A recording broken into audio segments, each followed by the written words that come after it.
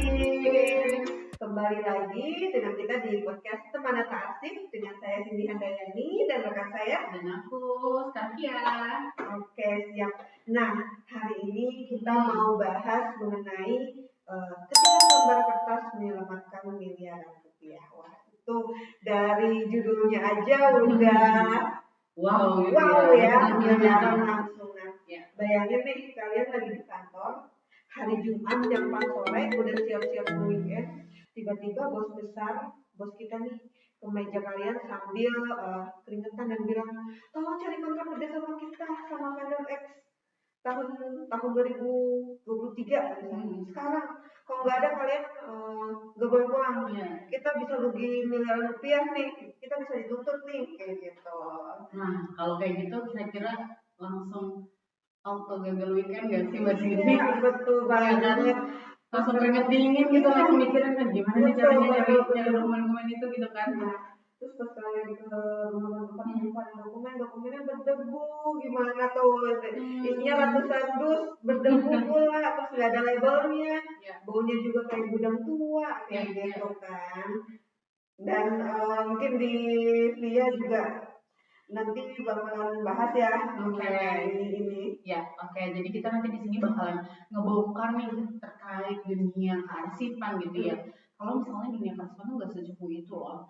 Yang kalian mungkin kira ini bukan cuma soal gitu ya kertas berdebu gitu ya, tapi soal gimana selembar kertas bisa menyelamatkan nasib-nasib perusahaan, bahkan nasib karir kalian sendiri. Iya betul. Nah kita mau ke segmen selanjutnya nih mengenai isu untuk mengubah mindset. Kita perlu mengubah mindset kita bahwa arsip itu sama dengan aset vital loh, aset vital kita loh gitu. Jujur ya, kalau misalkan orang awam nih dengar kata arsip atau manajemen dokumen, kebayang tuh pasti bapak-bapak pakai kacamata, di ruang gelap, megang kemonceng, kaku banget. Tapi kan kenyataannya di lapangan emang seorang cerita aku di awal ya. Kalau misalkan kalau ketemu main api memang kayak gitu ya. Lebih horor mungkin ya Mbak Cindy kayak gitu ya. Mungkin banyak banget nih kasus-kasus di korporat dan instansi gitu ya. Kayak aset tanah bisa melayang atau perusahaan kalian lah gitu misalnya di pengadilan. Cuma karena apa? Karena sertifikat atau dokumen yang aslinya itu terselip seperti itu, atau mungkin hilang kayak gitu. Jadi praktisi arsip itu sebenarnya bukan penjaga gudang, jadi itu tuh sebenarnya detektif tau. Waduh, sebetulnya keren banget ya. Udah istilahnya detektif data. Iya betul. Tapi emang di zaman sekarang yang serba digital, kenapa sih manajemen arsip itu masih sering bikin pusing nggak? Fisik apalagi tuh. Nah itu tuh mungkin itu salah kaprah gitu kali yang masih banyak yang mikir kalau misalnya kan bisa difoto atau di scan kayak gitu ya pakai handphone misalnya seperti itu. Terus padahal alih media atau digitalisasi arsip itu ada standarnya loh kayak gitu. Jadi nggak bisa asal jepret cuman scan aja gitu ya pakai handphone seperti itu. Terus ditaruh di flash disk yang besoknya hilang misalnya kayak gitu ya. Lalu gimana legalitasnya sih, gimana keamanannya juga kalau misalnya nanti dokumen-dokumennya kehack misalnya seperti itu, atau berapa lama resolusi scan-nya itu biar nggak pecah setelah 10 tahun kemudian misalnya kayak gitu. Jadi itu semua tuh sebenarnya ada ilmunya Mbak Cindy. Benar juga sih, mungkin kita bisa studi kasus nih Mbak Pia dari pengalaman Mbak Pia sebelumnya nih dan tim di lapangan nih pas lagi menempatkan arsip yang hampir punah, itu ada cerita seru nggak sih Mbak? Ada satu momen yang seru banget ya menurutku. Kita tuh pernah pegang proyek buat ngerapihin dokumen vital gitu ya di sebuah instansi. Kondisinya waktu itu kita datang, terus dokumen itu udah numpuk di ruangan yang lembab kayak gitu ya. Terus ada yang udah digigit rayap, terus ada yang nempel satu sama lain karena kan mungkin itu dokumen udah terlalu lama ya. Dan atau mungkin karena kena air kayak gitu.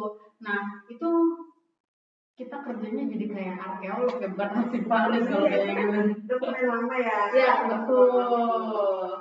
Tapi itu yang tadi Mbak Pia bilang itu bisa diselamatkan untuk arsip yang Mbak Pia Itu dia, untungnya bisa Mbak Cindy kayak gitu. Jadi kalau bahasa arsipnya adalah kita restorasi dulu kayak gitu. Jadi kita restorasi dulu fisiknya secara pelan-pelan, kita lakukan digitalisasi, lalu kita migrasikan ke sistem cloud management yang tentunya terstruktur. Dan hasilnya gimana sih kayak gitu ya. Sekarang kalau direksinya butuh data 10 tahun lalu misalnya kayak gitu, mereka tuh nggak perlu lagi untuk kirim orang ke gudang yang berdebu tadi dan serem gitu apa horor gitu ya.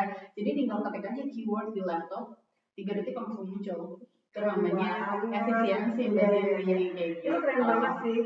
Yang tadinya kita cari dokumen dalam waktu 3 hari sampai berantem sama rekan kerja itu sering banget sih pasti ya. Lagi nyari dokumen berantem sama rekan kerja tuh sering salah-salahan.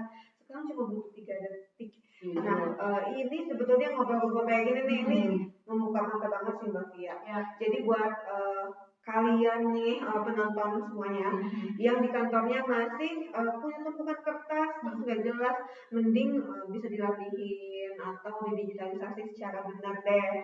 Sebelum nanti aset tersebut jadi bencana buat kalian kayak gitu.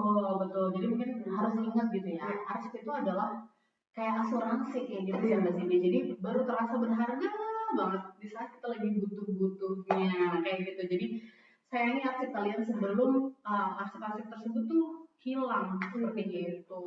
Nah, sebetulnya ini juga sama seperti proyek yang pernah dipegang Mbak Fia. Karena kan sebelumnya Mbak Fia mengerjakan arsip yang memang tahun-tahun lama banget gitu. Seperti yang tadi Mbak Fia bilang itu harus ada restorasi dan lain-lain. Nah, kondisi fisiknya tuh sebetulnya yang tahun-tahun lama itu bagaimana sih Mbak Fia? Terus itu tahun berapa yang sebelumnya Mbak Fia pernah kerjakan? Oke. Mungkin tahun terlama gitu ya. Mungkin yang kita pun mungkin belum lahir gitu teman-teman, itu zaman VOC kayak gitu ya. Itu ada contohnya di arsip nasional kayak gitu. Nah, dan banyak sekali arsip-arsip yang tadi benar banget ya. Tadi saya sudah jelasin, pertama lengket. Terus selain lengket dia tuh bisa mengeras loh arsip itu kayak gitu. Mengeras kenapa? Karena mungkin kondisinya dia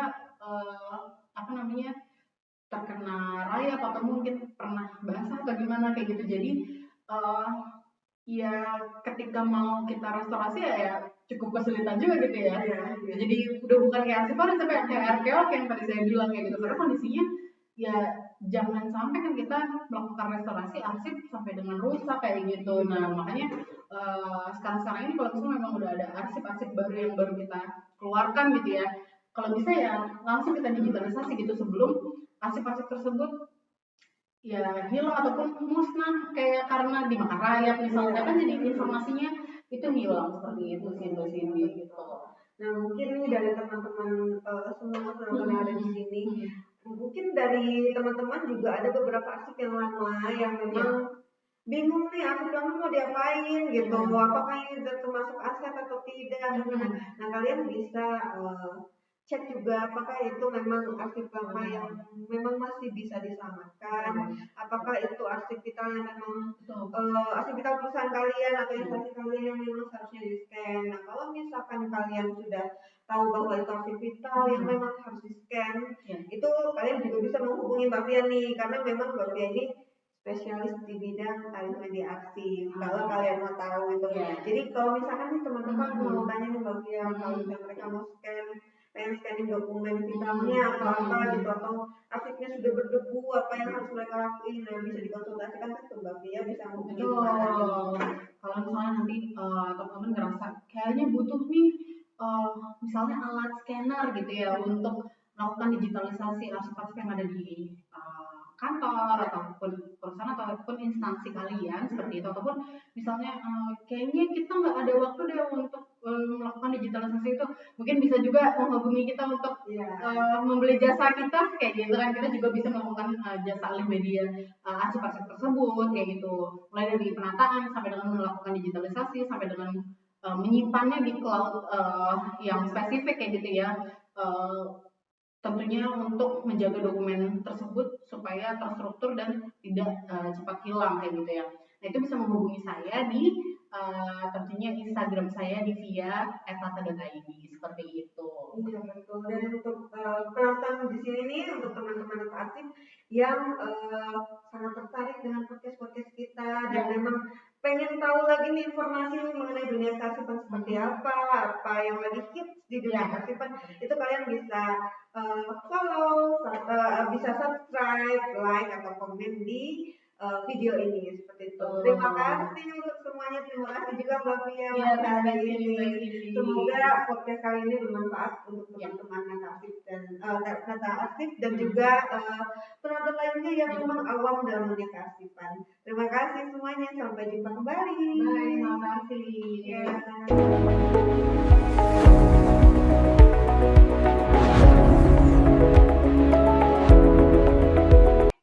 Nah, udah miring gitu tuh, udah kelihatan gedek banget. Ngomongin gitu. Cantik. Ini parah. Tadi juga Jogi di parah paling.